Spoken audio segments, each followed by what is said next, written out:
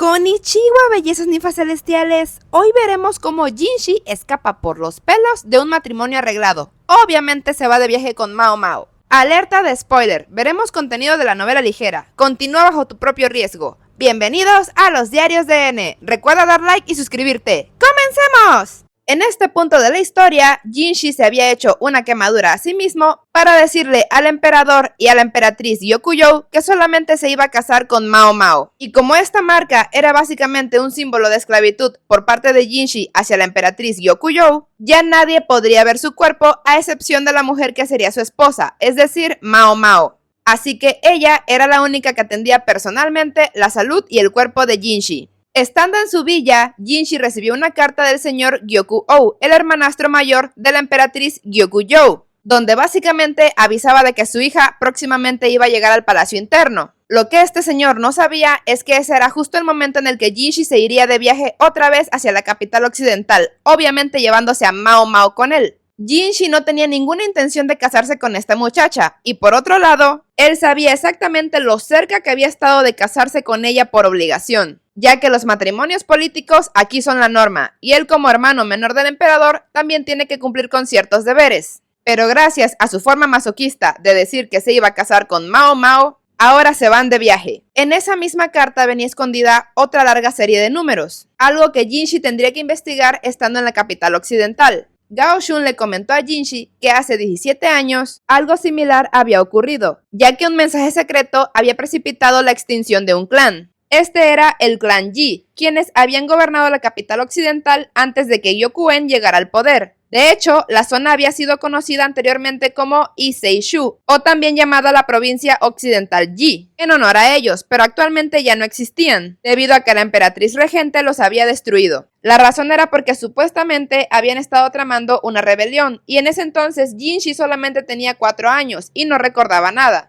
Acabar con el clan Yi fue uno de los actos más notables de la emperatriz regente junto con su trabajo en el palacio interno. La emperatriz regente, es decir, la antigua emperatriz viuda, nunca llegó a ocupar ella misma el trono, pero había dirigido la política en nombre del antiguo emperador en una capacidad muy parecida a la de un primer ministro. Ella había conseguido involucrarse en la política a pesar de ser mujer y era bastante inteligente. Y esto sobre todo porque el antiguo emperador, que era un pedófilo y un inútil, no había tenido ningún interés en la política. Es verdad que la emperatriz regente había tomado algunas medidas extremas, pero casi todas habían sido en beneficio del pueblo. Elevó de su posición a aquellos que eran capaces, pero al mismo tiempo se ganó la antipatía e incluso el odio de los altos funcionarios que valoraban el linaje por encima del mérito. Incluso los movimientos más aparentemente inescrutables de la emperatriz regente habían resultado tener una lógica detrás. Eso era lo que había ocurrido con la ampliación del palacio interno y quizás también con la destrucción del clan Yi. Básicamente este clan había planeado una rebelión y habían sido exterminados por ello.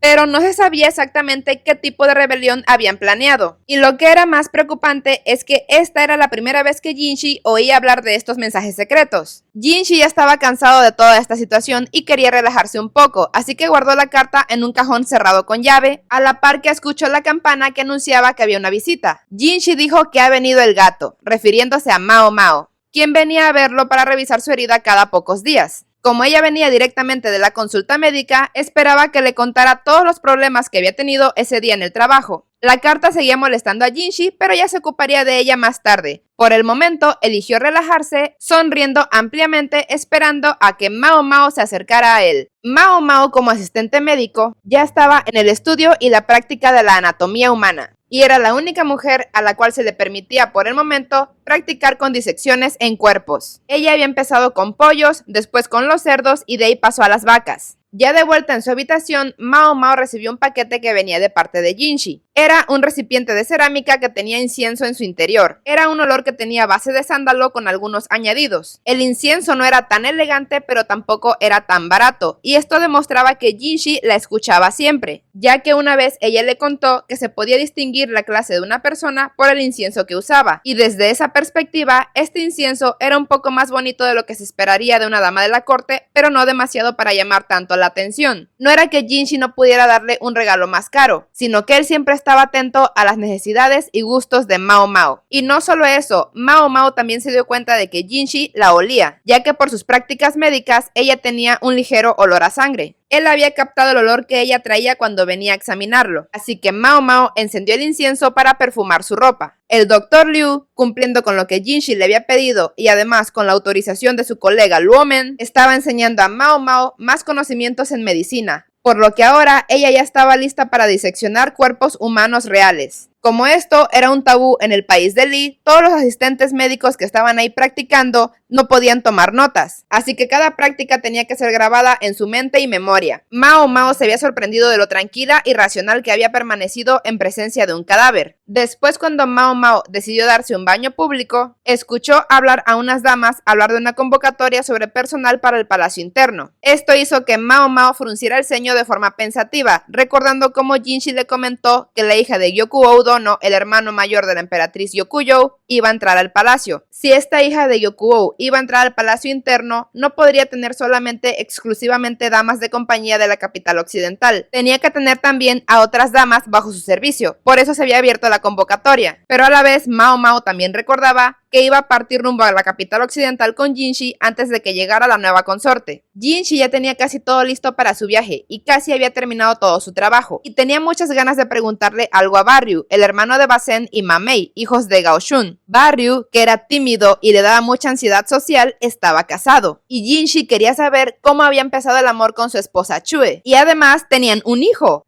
Jinshi no entendía cómo una mujer con una personalidad tan enérgica como Chue pudo llegar a haberse casado con Barryu. Barryu primero le comentó a Jinshi que no entendía su pregunta sobre cómo había empezado qué amor. Ya cuando entendió que el príncipe se refería a Chue, su esposa, él le respondió que apenas parecía humana, y siguió contándole que su matrimonio fue un poco de maquinación por parte de su madre, Tao Mei, en confabulación con su hermana mayor, Ma Mei. Ellas, pensando en continuar el linaje familiar, lo miraron a él y miraron a Basen, y pensaron que Barryu era la forma más segura de seguir teniendo linaje. Así que Barryu aceptó con la condición de que Chue y los suyos se encargarían de toda la crianza de los niños, y así es como se decidió el matrimonio. Barryu y Chue solamente se ven una vez cada 2 semanas y no hablan mucho, y considera que se llevan bastante bien. Al ver a Barryu tan frágil, le dijeron que no sabían cuánto tiempo iba a vivir y le dijeron que se diera prisa en producir hijos y herederos.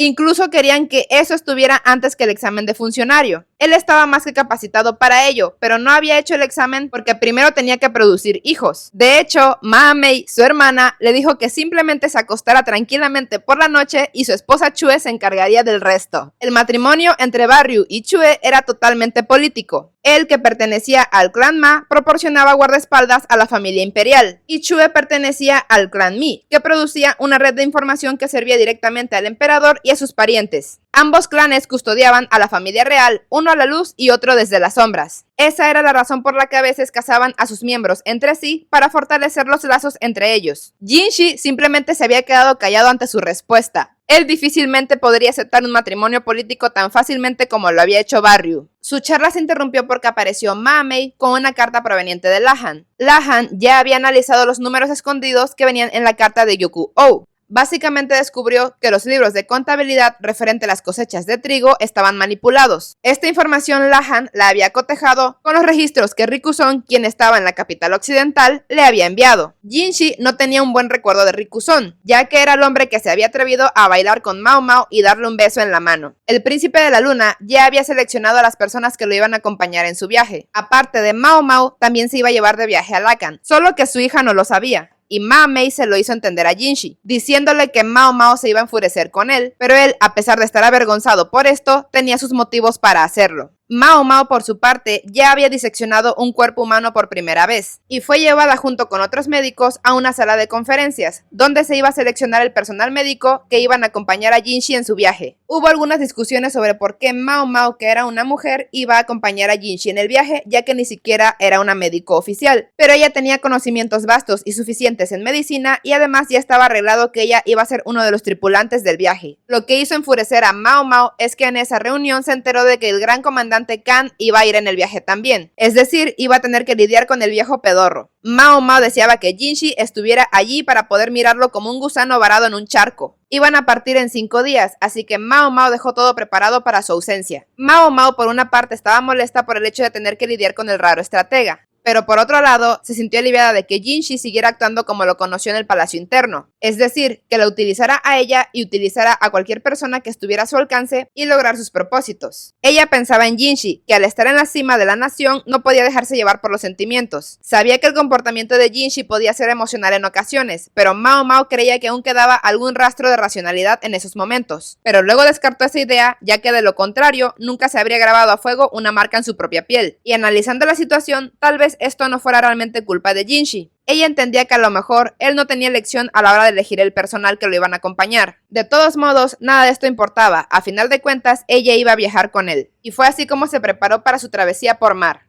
Y bueno, bellezas ninfas celestiales, díganme qué opinan en los comentarios. Un nuevo viaje y nuevas aventuras. A mí me encanta su complicidad y cómo cada uno es considerado y piensa en el otro a su manera. E incluso más allá de todo, entendiendo las motivaciones y forma de ser de cada uno. Recuerden checar las listas de reproducción, donde están todos los videos sobre Mao Mao y Jinshi y más videos sobre los diarios de la boticaria. Muchas gracias por todo su apoyo y por estar aquí. Nos vemos en otro video. ¡Sayonara!